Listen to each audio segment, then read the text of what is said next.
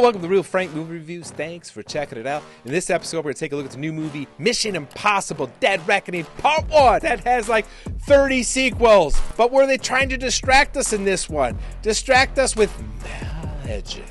Everybody, the audience, pay attention to this hand. Look at this hand. Look at all this cool stuff that's going on in this hand. Disregard this hand. Disregard this hand. This hand doesn't exist. Don't look at this hand.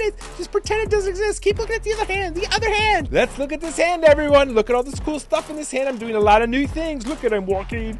I'm jumping. Look at all this. No. Oh, you're back over here looking at this. Look at all this garbage here. This is all garbage. Don't pay attention to me. Go back over here. Here. Yes, welcome back over here. Pay attention to me. That's what I want. Oh boy, we'll get into all that next. Real Frank.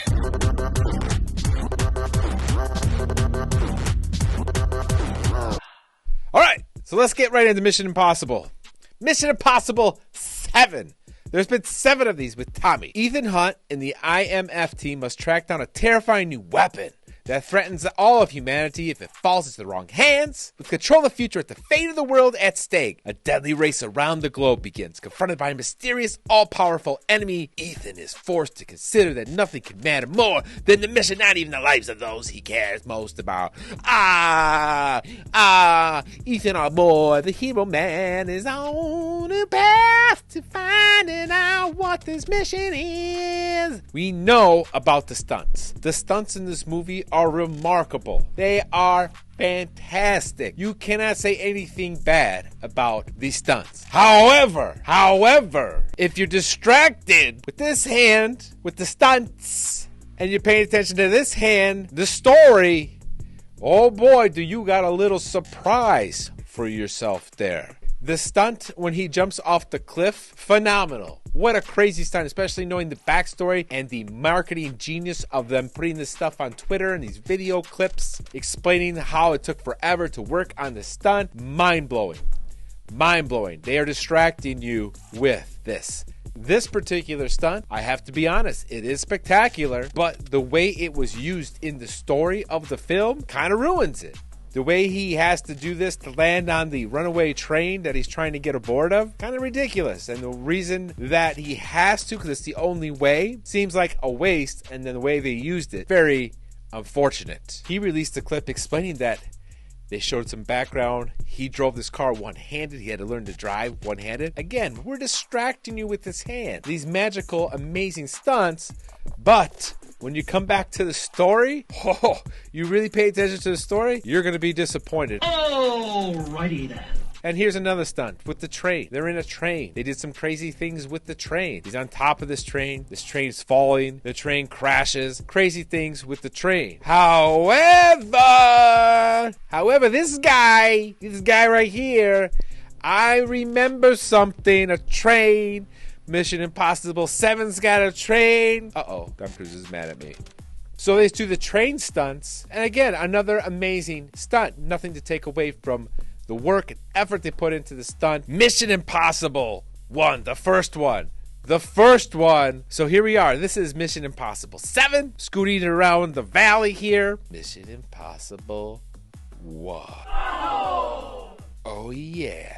They already did the whole train bit stunt on Mission Impossible 1. Here's the train from 1. Here's the train from 7. Oh, don't these two stunts look familiar? Mission Impossible 7 on the right. Mission Impossible 1. Thomas, Ethan, baby, you're kind of doing the same scenario here. We're all the way 30 years almost later, and we're revisiting the same thing. Are we running out of ideas here? But come on. 7 and 1, we're doing this whole train gag again? I think we've had it with this. Or you guys are getting hard up for material. Here we are again. 1, he's hanging on top of the train. My favorite is that mouth. Look at that mouth. Arr! Is he trying to, arr? Is he hungry? I'm going to eat the train top. Arr, yummy. Ah, I want some of that. Arr. Another train stunt hanging from the train. Very ironic that almost 30 years later, we're kind of running into the same train bit. We did the train bit. Why are we revisiting the train bit? May have forgotten that. And then look at this train crash. This is how the train crashes. Doesn't that look familiar? When the hell did this happen? Yes. Doesn't it kind of remind you of Back to the Future 3? When Marty and Doc go back back on a train and the train crashes at the end? Doesn't it look very similar to that? Back to the Future 3 train? I could see the resemblance there. Here you go, another angle. Very, very similar. Almost looks like the same shot from Back to the Future 3. Tom's still running. Tom runs a lot in this movie. So now, I don't know if you recall, there was a phase in Hollywood when any action movie, the big thing they were trying to save the world from was a pandemic virus. They had the virus. They were looking for the antidote for the virus. But now we had a pandemic, so that's like old. We've already lived through that. So now the new thing is AI, right? We're in the AI world now, aren't we? So everything now is AI. That's scary. Who's going to be in control of AI? What are they going to do with the information from AI? The person who controls AI controls the world. So now Hollywood thinks you're going to see a ton of this in all future action movies. Instead of viruses, antidotes, you're going to see everything about data and AI. AI is learning. It's going to take over the world. We want to control it. So that's what the big plot is in this movie. The entity. And let me explain to you what the entity is.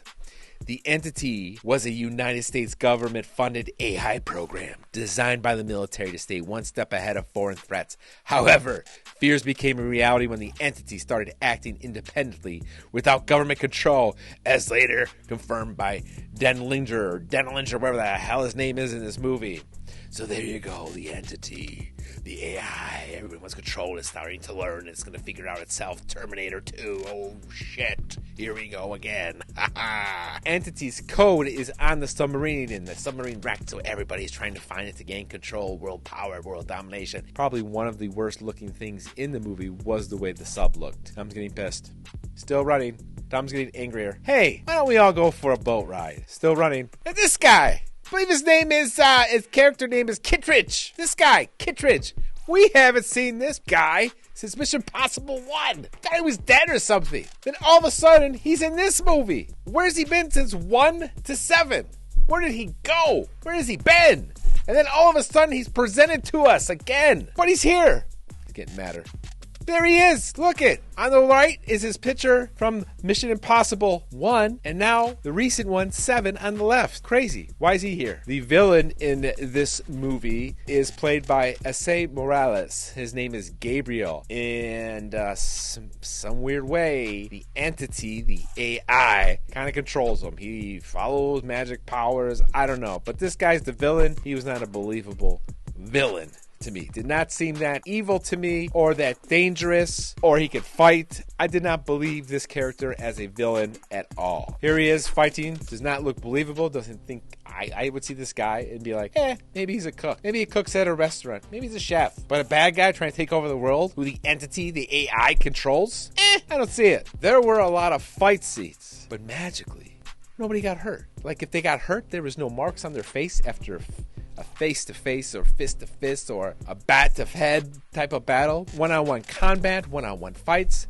No one had any marks. No one had any injuries. No injuries at all. Tom got hit in the head a couple times. No swelling, no black eye, no marks on his face. Amazing. Astonishing. He must have Wolverine powers in him.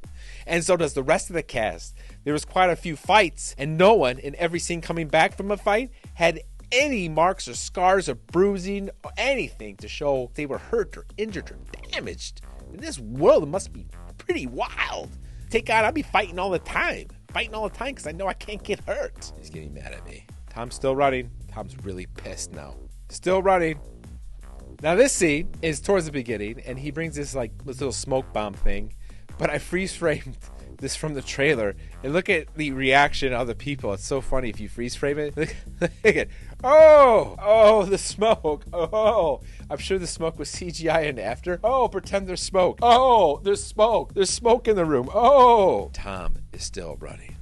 This hand is all the cool action and stunts that we promoted before the movie. This hand is actually the story, and you realize how shitty of a movie this really is. If you take away all the action scenes, all the hoopla around the stunts, you realize how awful this movie is. For me, overall, I give this movie a 3.6. Again, find a way to forget about all those amazing stunts that Tom actually did himself and actually look at the movie itself, the work, the body of work of the movie. It's not very good. It's not very good. The chances of you probably watching this movie again for the actual story and the plot are pretty slim. You may watch it again for just the stunt scenes, knowing that Tom did it and it didn't die. But to watch it for the story, I don't think you probably watch it. In my opinion, I don't care about this movie. I'll watch those little Twitter clips to watch the highlights of the stunts, but I will never care to watch this movie. Hope they can save it with the second one, but I don't have a lot of faith or confidence. So overall, I give it a 3.6. Until next time, thanks for watching.